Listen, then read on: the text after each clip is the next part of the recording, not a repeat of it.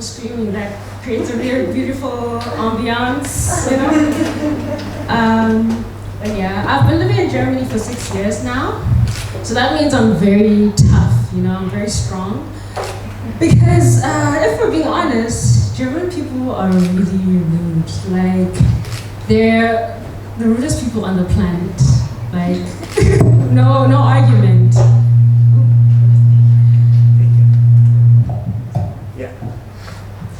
Yeah, so they're the rudest people on the planet. No other nation compares. And you know why they're rude? It's because you're not allowed to slap people in this country. That's why there's so many rude bastards walking around confidently. You know, like they're not scared. Because if somebody slaps you in this country, they just call the police, and the police show up immediately, you know, because they've got nothing better to do. There's no real crime in this country.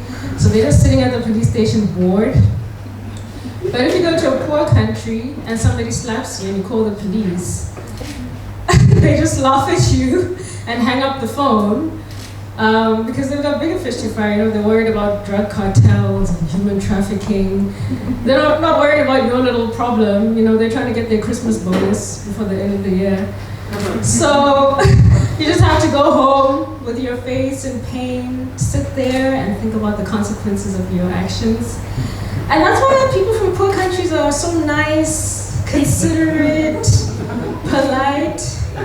Because we all got the shit slapped out of us at some point in our lives, and it made us into better people, you know? So yeah, as you can tell, I love living in Germany. I find the men here to be very interesting. And by interesting, I mean I hate them. But don't get me wrong, like, please don't misunderstand me. German women hate their men too. And the biggest piece of evidence of that is German food. Abendbrot specifically. Because German women took some dry pieces of bread, some stinky cheese that smells like an old man's foot, rotten cabbage with vinegar, sausage that's made with dirty pig intestines, and they said, "Honey, dinner's ready." German food is basically an assassination attempt that turned into a cuisine. So that's basically why, like, I go to other countries if I want to date men. Like, I have to leave Germany, because, you know, like, there's things that you can't find in Germany that are in abundance in other countries. Like, for example, in France, Italy, and Spain, the men there still sexually harass women on the street. And I think it's a beautiful thing.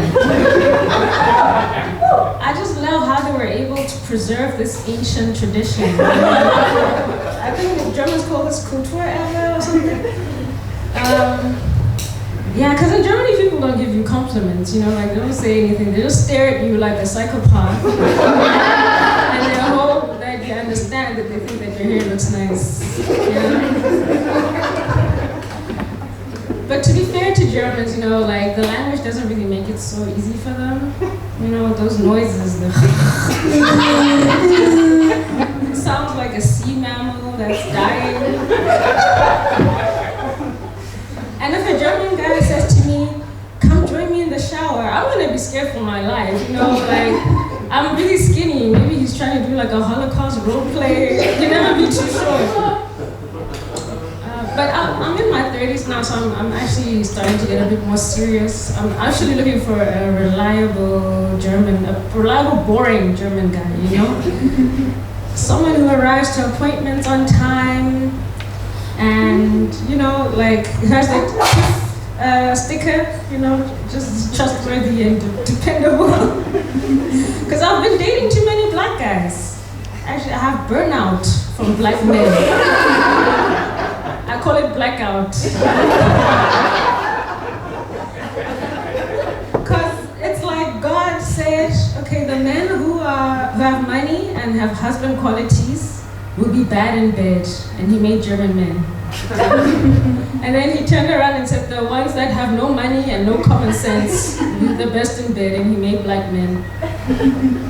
And I tried to get the best of both by getting a guy who's half German and half black, but I keep getting the wrong combination, no money and bad in bed. So I said, fuck it, I'm just gonna get one guy. So yeah, I went online, I was looking for some German guys, and I found one. He invited me to coffee. I was like, yeah. He's like, yes, let's drink coffee together. And you know, I don't want to sound arrogant, but did this man not realize how expensive I am? Because even just the perfume alone, that's, you know, 80 euros. We haven't even started talking about skincare, nails, clothes, vagina maintenance. You know, some women are looking confused. They're like, vagina maintenance. I think those are the coffee date ladies. But just to clue you in, vagina maintenance is those laser treatments and injections that you get, you know, to make sure you have a tight grip in your relationship so you can't unplug so easily, you know? Yeah, so that's why I can't do €2 coffee. My maintenance costs like €2. And I don't really feel bad about it because men are hypocrites. They will invite you for €2 coffee, but then they expect you to do the most. You know, they expect the most from you. Like this one guy had the audacity to ask me to cook for him on the first date. Imagine, cooking for him on the first date. And not just any food, he said, I want African food on the first date. I was like, the audacity of this man. Because I know you guys don't know, but African food takes a long time to prepare, ages to prepare. Europeans think we don't have food in Africa. No, we have food in Africa. We're just waiting for it to finish cooking. It takes 3 to 5 business days just to make one meal. So understandably, I was very angry. I called this man a son of a nice woman. Not a son of a bitch. I was like, oh, you're a son of a nice woman. Because if his mother was a proper bitch, she would have fed him Abendbrot as a child. So that when he grows up, he won't have the nerve to ask an expensive bitch to cook for him. But I got rid of that guy very easily, you know. I just told him I love him and I want to have his children. And he ran away, you know? That's the easiest way to get rid of a man. Just make sure you're the first one to say I love you. And on that note, I love you guys.